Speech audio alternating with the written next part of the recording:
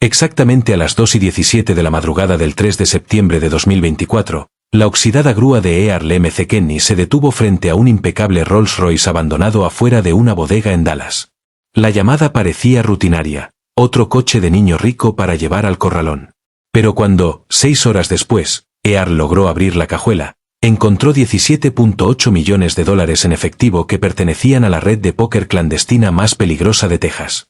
Al amanecer, Earl había desaparecido en el desierto con el robo sin resolver más grande de Estados Unidos.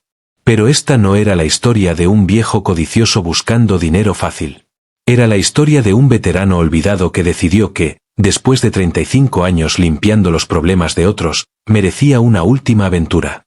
Earl McKenney estaba sentado en su vieja Ford F-350, bebiendo su tercer café de gasolinera y mirando cómo la lluvia resbalaba por el parabrisas.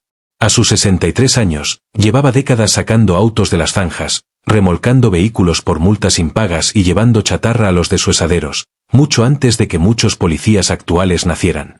Su espalda dolía constantemente de levantar cadenas y arrastrar coches a su plataforma. Sus manos estaban permanentemente manchadas de aceite, líquido de frenos y grasa de transmisión. En el banco tenía apenas $347.23. Sobre el asiento del copiloto yacía un aviso de desalojo, arrugado y manchado de café. Debía 3 meses de renta en el parque de casas rodante Sunset. Su exesposa, Sandra, se había quedado con la mitad de su pensión en el divorcio 2 años atrás. Su hijo Blake no le respondía las llamadas desde Navidad. El mes anterior le habían dado un diagnóstico de cáncer. La carta con los resultados estaba sobre la mesa de su cocina, junto a una pila de facturas del oncólogo que no había abierto. Sin seguro, no había tratamiento. Matemáticas simples. La radio de la central crepitó entre la estática. Unidad 47, tenemos un vehículo abandonado bloqueando el acceso a una bodega en Industrial Boulevard. Probablemente otro auto dejado por un conductor imprudente. Recogida fácil. Earl respondió con un pulgar que había sido roto 3 veces a lo largo de los años. Recibido, en camino. Había hecho este trabajo miles de veces. Un chico rico tomaba el auto de papá, se asustaba cuando la fiesta se salía de control, lo abandonaba en un lugar conveniente y lo reportaba como robado al día siguiente. El seguro se encargaba del papeleo, los padres de la disciplina, y Earl de remolcarlo. Fácil, $150 por un servicio básico, más cargos diarios de almacenaje si nadie lo reclamaba en 72 horas. Cuando llegó a la dirección, supo que algo era distinto. La zona de bodegas estaba muerta a esa hora, solo muelles vacíos y farolas rotas. Pero ese edificio tenía cámaras de seguridad en cada esquina, sensores de movimiento en el techo y un sistema de iluminación perimetral que costaba más de lo que él ganaba en un año. Y ahí estaba, un Rolls-Royce Phantom negro, impecable, sin un solo rasguño, estacionado perfectamente entre las líneas amarillas como si lo hubieran colocado con regla. No tenía placas, pero del espejo retrovisor colgaba un pase laminado con un logo de corona y letras elegantes. Demasiado limpio, murmuró Earl, rodeando el coche con el ojo experto de alguien que lo había visto todo. En 35 años, jamás había encontrado un auto tan caro abandonado sin daños visibles. Normalmente estaban estrellados, rayados por exparejas furiosas o desvalijados por adictos desesperados. Miró por la ventanilla, asientos de cuero negro impecables que probablemente valían más que su camión, un tablero futurista repleto de pantallas y botones cromados. Ni una envoltura de comida rápida, ni quemaduras de cigarro, ni manchas de café. Como recién salido de agencia. Enganchó las cadenas y subió el coche a la plataforma con su sistema hidráulico que resoplaba y gemía, pero cumplía. En el camino al corralón, algo en la cajuela sonaba cada vez que tomaba una curva o pasaba un bache. Podía ser una llanta de refacción, palos de golf, cualquier cosa. La gente rica siempre dejaba cosas caras olvidadas en sus autos. En su lote de grúas, estacionó el Rolls entre un Honda Civic oxidado con el parabrisas roto y una pick-up con 3 llantas reventadas y el chasis doblado. El contraste era casi cómico, como poner un diamante entre 2 trozos de carbón. Llenó el papeleo de rutina, descripción, lugar, estado, valor estimado. Pero ese sonido en la cajuela lo inquietaba. No era un golpeteo suelto al azar, era rítmico, como algo pesado moviéndose dentro de un contenedor diseñado para ello. Earl había aprendido cerrajería en el ejército, En una época en que el mundo tenía más sentido y Estados Unidos peleaba una guerra de la que nadie quería hablar. Vietnam le enseñó a fijarse en los detalles que podían salvarle la vida. Y nada en ese coche cuadraba, demasiado caro, demasiado limpio, demasiado conveniente. Tomó su estuche de ganzúas, un juego de herramientas que había reunido en 40 años de trabajos legales y no tan legales. Abrir autos sin llave era parte del oficio en recuperaciones y remolques judiciales. El Rolls tenía un sofisticado sistema electrónico, pero él había aprendido a burlar esos mecanismos hacía años. La cajuela se abrió con un suave silbido neumático que sonó a dinero. Dentro había 4 maletines de cuero, del tamaño de una laptop, con herrajes de latón y cerraduras de combinación. Eran pesados, muy pesados, no como una computadora, ni como documentos. Pesados como lingotes de oro. El corazón de Earl empezó a latir como en la selva, cuando algo no olía bien. Llevó el primero a su oficina, bajo la luz parpadeante que llevaba 2 años sin reparar. La cerradura era un modelo de 3 dígitos, fácil para él. Empezó por el 000 y subió hasta que en el 007 escuchó el clic del destino. Dentro, fajos y fajos de billetes de $100, sujetos con ligas y etiquetas bancarias. Le temblaban las manos mientras contaba, 100 billetes, $10.000, más dinero del que había tenido jamás entre sus dedos. En ese maletín había 45 fajos, $450.000. Regresó por los otros 3. Todos idénticos en peso y tamaño. Si llevaban lo mismo, eso significaba 1.8 millones. 2 horas después, el dinero estaba ordenado en el piso de su oficina, en hileras perfectas, como un sueño húmedo de banquero. Más dinero del que había visto en 10 vidas de remolcar autos por $150 la vez. Más de lo que existía en todo su mundo de casas rodantes, gasolineras y cafeterías de 24 horas. Pero escondida en el último maletín, debajo del último fajo de billetes de 100, había una tarjeta de presentación que hizo que la sangre de Earl se enfriara. Royal Flash Enterprises, servicios financieros discretos y un número de teléfono. Nada más. Sin dirección, sin logotipo, sin página web. Solo un número y el tipo de discreción que trae consecuencias serias. Earl observó la tarjeta largo rato, girándola entre sus dedos manchados de aceite.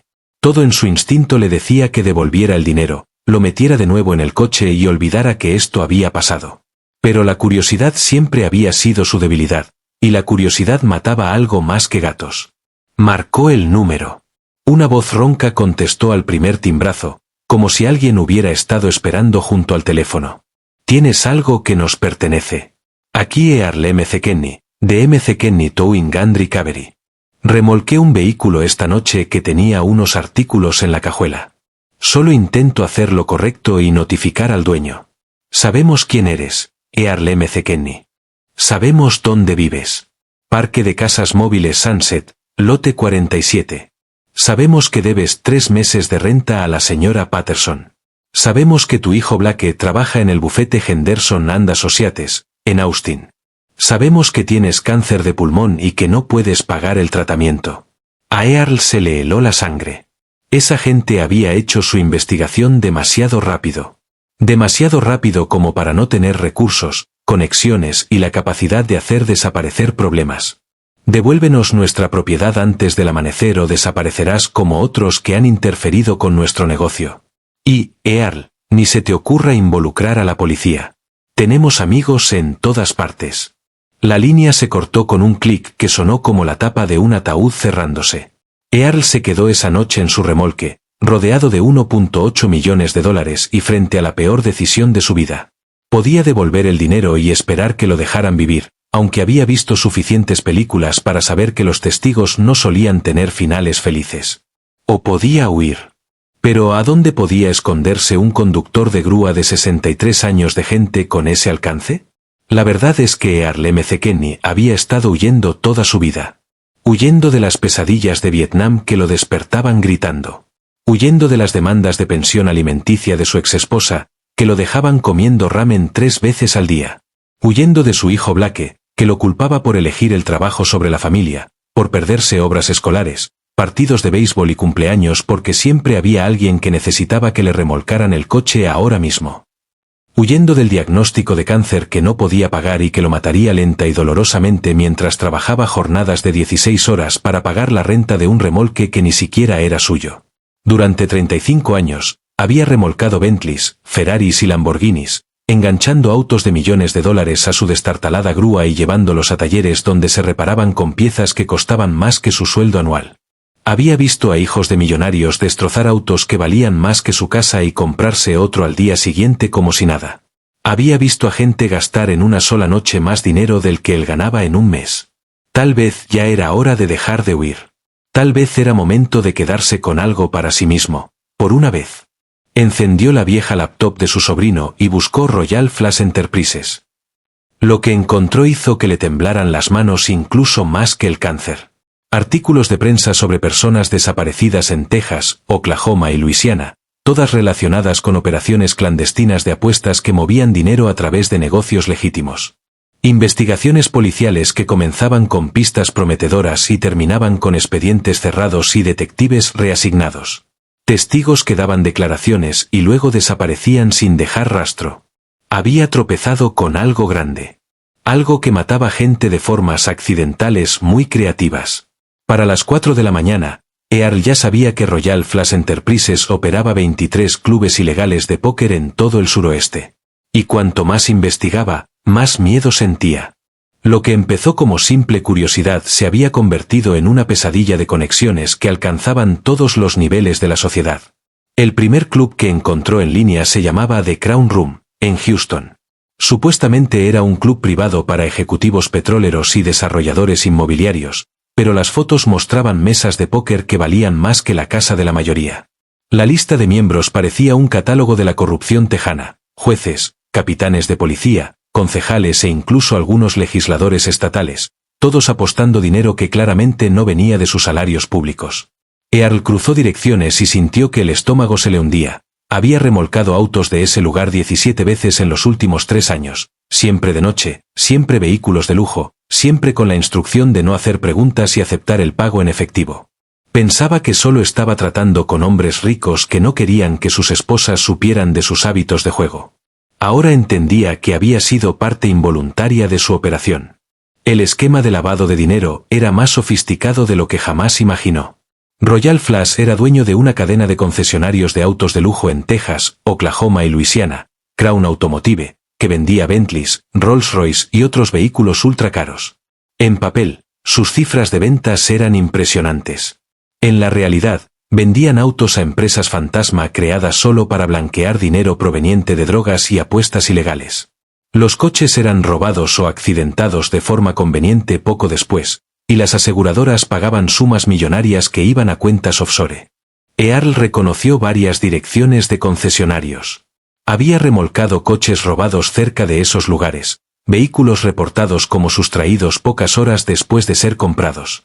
Las aseguradoras perdían, los criminales ganaban, y en última instancia, los contribuyentes pagaban la cuenta. A medida que leía artículos y reportes policiales, empezó a notar un patrón escalofriante. La gente que se acercaba demasiado a las operaciones de Royal Flash solía morir o desaparecer en accidentes convenientes. María González, contadora que detectó irregularidades en los libros de Crown Automotive, murió en un accidente en un tramo de carretera recto que había conducido sin problemas durante 15 años.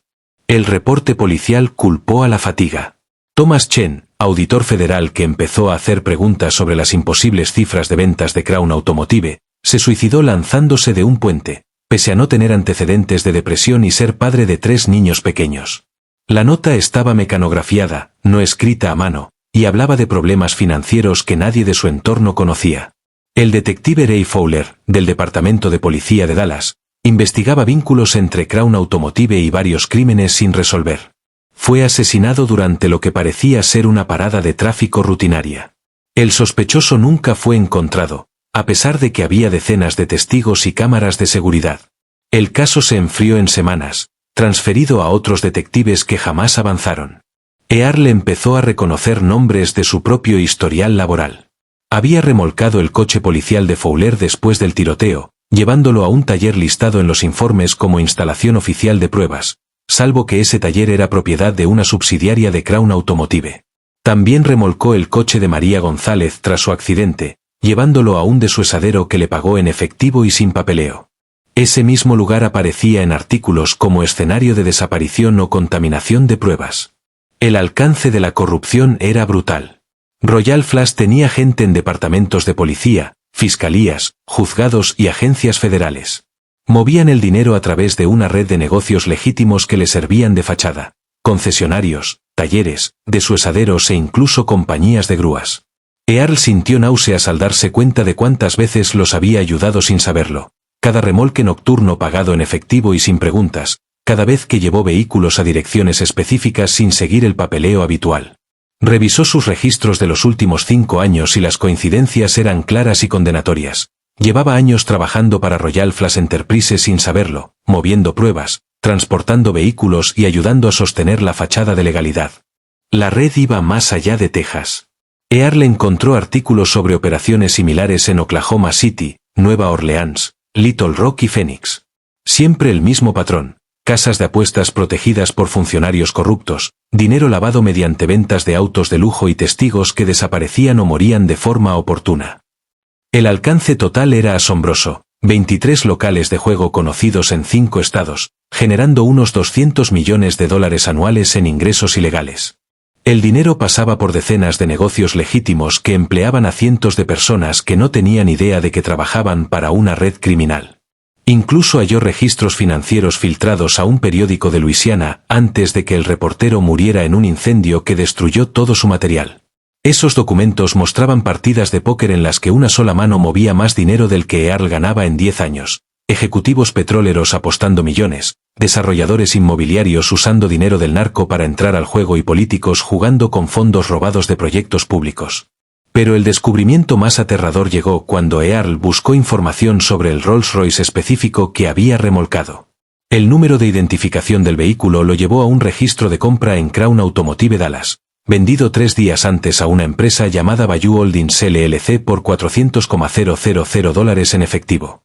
Bayou Holdings LLC pertenecía a otra empresa fantasma, que a su vez pertenecía a otra, hasta rastrear finalmente a un hombre llamado Vincent Carrera, un nombre que Earl reconocía de los carteles de Se Busca del FBI. Carrera era un importante lavador de dinero para los cárteles mexicanos, sospechoso de mover miles de millones de dólares a través de fronteras internacionales. Los $1.8 millones en el ROS no eran solo ganancias de apuestas. Era dinero del cártel que se trasladaba de Houston a Nueva Orleans para una transacción que el robo de Earl había interrumpido por completo. Ya no se trataba solo de empresarios corruptos y policías vendidos. Estaba lidiando con personas que mataban familias enteras por tomar $20 del sobre equivocado. Earl se recostó en su silla y miró la pantalla, comprendiendo al fin la magnitud de lo que había descubierto. Royal Flush Enterprises no era solo una operación de apuestas. Era una red de lavado de dinero que conectaba el dinero petrolero de Texas, la política de Luisiana, los cárteles mexicanos y familias del crimen organizado en todo el suroeste. Y él acababa de robarles $1.8 millones a personas que habían asesinado a agentes federales por hacer las preguntas equivocadas. La pantalla de la laptop se volvió borrosa cuando sus ojos se llenaron de lágrimas de miedo y rabia. Miedo por su vida, por la de su hijo, por las personas inocentes que habían sido asesinadas para proteger esa red de corrupción. Rabia hacia un sistema tan roto que su trabajo honesto lo había convertido sin querer en cómplice de un asesinato. Miró alrededor de su remolque, el aviso de desalojo, las facturas médicas, décadas sobreviviendo apenas, mientras tipos como Vincent Carrera se hacían millonarios destruyendo vidas. Earl había pasado 35 años siguiendo las reglas, mientras los criminales compraban jueces y políticos como si fueran autos usados. Quizá era hora de cambiar las reglas. Y ahora tenía su dinero. Mucho de su dinero. Llamó a su hijo Blake por primera vez en 2 años, sabiendo que podría ser la última. Papá. Jesús, son las 4 de la mañana. ¿Qué pasa? ¿Estás herido? La voz de Blake sonaba más vieja y cansada de lo que recordaba, como si la vida lo estuviera desgastando igual que a todos, tarde o temprano. Quiero que sepas que te amo, aunque fui un padre terrible. Aunque me perdí tu graduación, tu boda y todos esos años en los que me necesitaste. Papá, me estás asustando. ¿Qué pasa? ¿Estás bebiendo otra vez? Earl no había tocado el alcohol en 3 años, desde el divorcio, pero Blake no lo sabía. Hacía mucho que habían dejado de hablar de cosas reales. No puedo explicarte todo. Solo recuerda que, pase lo que pase, todo lo que hice fue porque no sabía hacerlo mejor. Lamento no haber sido el padre que merecías.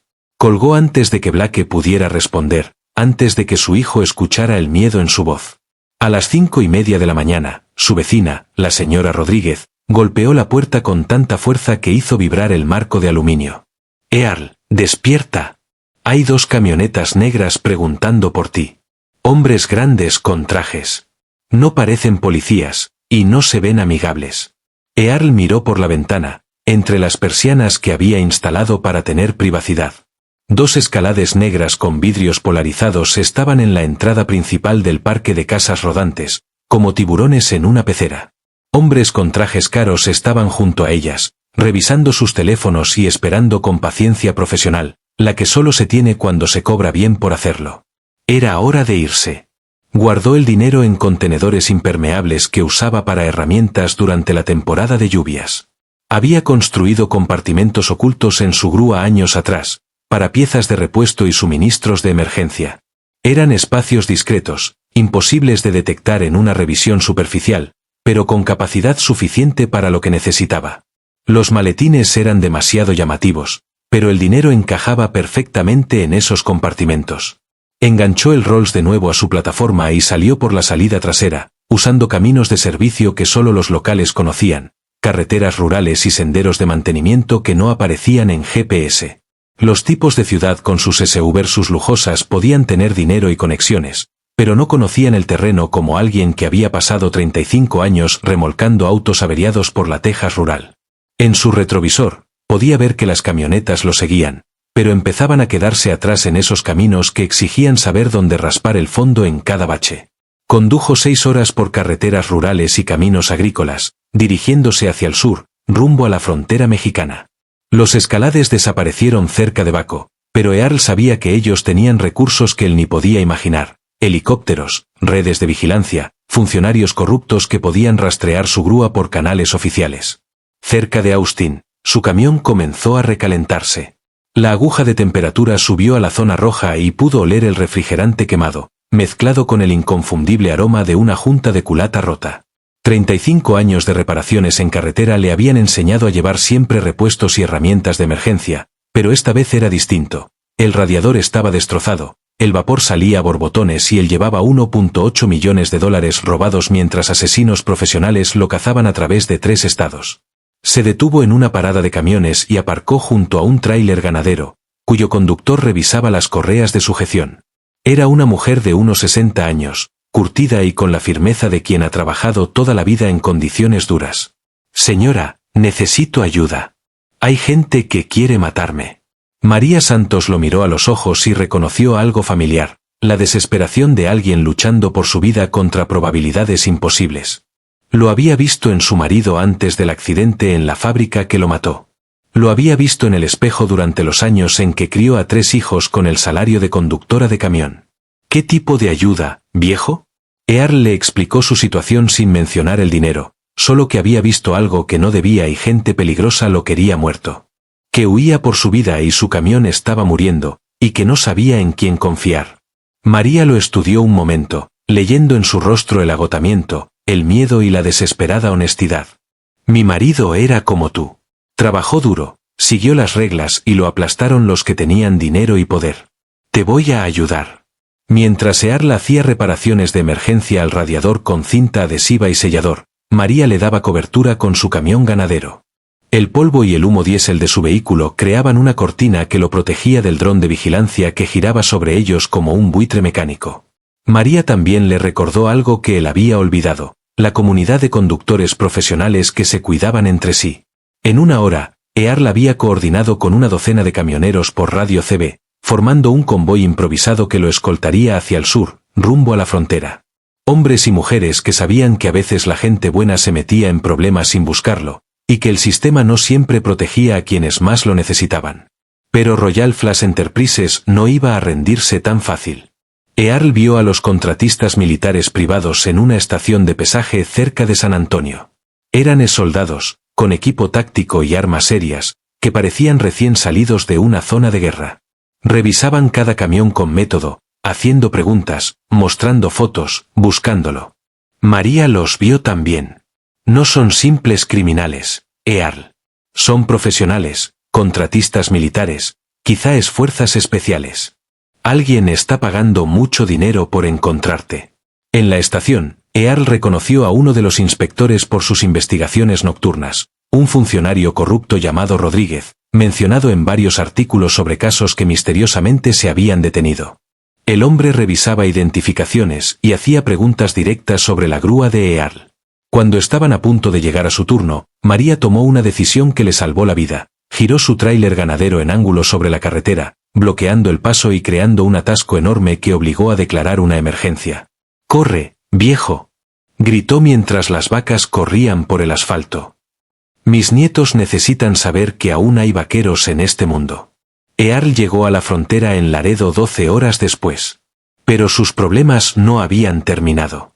El cruce oficial estaba comprometido. Pudo ver a los agentes fronterizos mexicanos, claramente sobornados para vigilar su camión.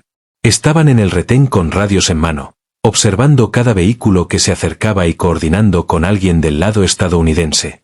Pero Earl no era el único veterano olvidado por su país. Gracias a los contactos que había hecho en hospitales de veteranos y en filas de desempleo a lo largo de los años, se conectó con una red de excombatientes de Vietnam que contrabandeaban suministros médicos para otros veteranos que no podían pagar atención sanitaria. Hombres que entendían que, a veces, el sistema fallaba justamente a quienes le habían servido con mayor lealtad. Ellos guiaron a Earl por una ruta de cruce no oficial que se usaba con fines humanitarios desde hacía años, senderos en el desierto que no aparecían en ningún mapa. Veteranos que conocían cada roca y cañón por los años que habían pasado ayudando a sus hermanos a conseguir la atención médica que su país prometió, pero nunca cumplió. Su servicio militar finalmente le dio frutos. Aquellos hombres reconocieron a uno de los suyos y estuvieron dispuestos a arriesgarlo todo por ayudarlo. Earl cruzó a México bajo el nombre de Edward Mackenzie, consultor automotriz, con documentos provistos por hombres que sabían que, a veces, la gente buena tenía que desaparecer para seguir con vida. Los papeles estaban hechos de forma profesional, obra de personas que habían tenido que crear nuevas identidades por motivos que el gobierno prefería no reconocer. En el estado mexicano de Sonora, Earl utilizó sus habilidades mecánicas para iniciar un negocio de restauración. Vendió un Rolls Royce a un coleccionista que no hizo preguntas y pagó en efectivo. Sin papeleo, sin registros. Con ese dinero y una parte cuidadosamente administrada de los fondos de la Operación Royal Flush, se estableció como un estadounidense tranquilo, que pagaba sus cuentas puntualmente y ayudaba cuando se lo pedían. Durante 6 meses, Earl vivió más en paz que en décadas. Restauraba autos clásicos americanos para coleccionistas mexicanos que valoraban la artesanía más que la velocidad, contrataba mecánicos locales pagándoles el triple del promedio regional y nunca cobraba a familias que no podían costear sus servicios. Su taller se hizo famoso en toda la región por el trabajo honesto y el trato justo. Hablaba por videollamada con su hijo Blake cada semana, reconstruyendo poco a poco su relación sin revelar su ubicación ni sus circunstancias. Blake había contratado a un investigador privado para encontrarlo tras su última conversación, preocupado de que Earl estuviera en serios problemas. Pero Earl lo convenció de que estaba a salvo, que había encontrado trabajo fuera del estado y que podrían hablar regularmente, aunque él no pudiera volver todavía. Blake empezó a entender que las decisiones de su padre habían sido por supervivencia y no por indiferencia, por proveer y no por abandonar. Conversaciones que nunca habían tenido comenzaron a darse, y años de malentendidos se disolvieron lentamente en algo parecido al perdón. Earl también ayudaba a su nueva comunidad de maneras concretas, patrocinó al equipo local de béisbol, compró uniformes y equipo para niños cuyos padres trabajaban por sueldos de subsistencia, financió equipo médico para la clínica y ofreció becas para que jóvenes aprendieran oficios automotrices, creando oportunidades que antes no existían. Pero el pasado siempre alcanza, sin importar cuánto corras. Una mañana, un hombre entró a su taller preguntando por la restauración de un Mustang 1967. Sabía de autos, tenía el dinero para pagar y hablaba un inglés perfecto con un ligero acento tejano que le recordó a Earl su hogar. Se presentó como Mike Torres, un coleccionista que buscaba a alguien capaz de hacer restauraciones de calidad de museo.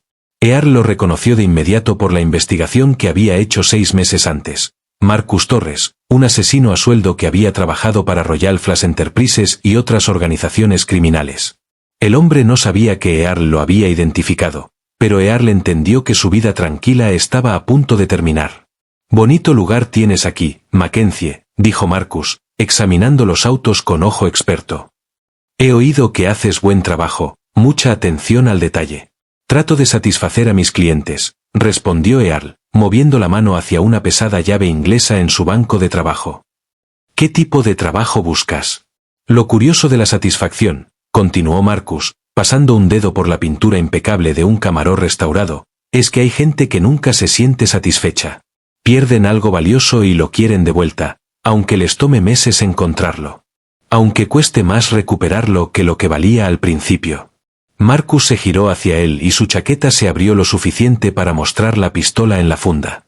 «Hola, Earl McKinney. Nos costaste todo. Hora de pagar». Earl se lanzó detrás de un banco de trabajo mientras Marcus sacaba el arma y disparaba. La bala destrozó la ventana detrás de la cabeza de Earl. Sus empleados corrieron a cubrirse, gritando en español e inglés mientras huían. Pero Earl estaba preparado. Su taller estaba dispuesto con posiciones defensivas que parecían áreas normales de trabajo, rutas de escape disfrazadas de simples espacios de almacenamiento y herramientas que podían servir como armas. 35 años de trabajos peligrosos le habían enseñado a tener siempre una salida. El combate fue breve pero violento, y por primera vez en décadas, Earl volvió a sentirse soldado. Marcus disparó 2 veces más mientras Earl rodaba tras el banco de trabajo, las balas rebotando en las herramientas y rompiendo vidrios. La mente de Earl entró en modo combate. 45 años desaparecieron y volvió a estar en la selva, superado en número, peor armado, pero no superado en astucia. «No puedes esconderte para siempre, viejo», gritó Marcus, avanzando con cuidado entre los autos, usándolos como cobertura. «Esto termina hoy». Earl se mantuvo agachado y se movió hacia los controles del elevador hidráulico. Marcus era más joven, más fuerte y mejor armado, pero ahora luchaba en territorio de Earl. Cada herramienta, cada máquina, cada centímetro del taller podía ser un arma en las manos correctas. Pulsó el botón y un Mustang Boss 1970 comenzó a elevarse con un zumbido mecánico que cubrió el sonido de sus pasos. Marcus giró hacia el ruido y disparó contra las sombras, mientras Earl lo rodeaba por detrás, usando el bloque de motor de un Camaro como cobertura. El asesino era bueno. Earl lo admitía, entrenamiento militar, probablemente fuerzas especiales. Movimientos precisos, revisaba sus esquinas, siempre con el arma lista, pero pensaba como soldado en un campo de batalla, no como mecánico en su propio taller. Earl tomó una botella de líquido de frenos y la lanzó contra las luces fluorescentes sobre Marcus. La botella estalló, rociando fluido corrosivo y vidrios rotos que cegaron momentáneamente al tirador. Earl se lanzó hacia los controles del compresor de aire, activando las herramientas neumáticas que silbaron con presión. Tomó la llave de impacto, cuyo cabezal giraba a 8,000 RPM, y la blandió como una maza medieval contra Marcus, que avanzaba tambaleante, limpiándose los ojos y maldiciendo. El golpe alcanzó su hombro, desgarrando la tela y la carne. Marcus gritó y dejó caer la pistola, pero se recuperó antes de lo esperado, tomó una palanca y la balanceó con fuerza. Earl se agachó, sintiendo el silbido del metal junto a su oreja, y volcó un balde de aceite usado. Marcus resbaló, lo que dio a Earl la oportunidad de tomar el gato hidráulico de piso, 60 libras de acero y maquinaria que había levantado toda su vida. Ahora se enfrentaban frente a frente, Marcus con la palanca, Earl con el gato.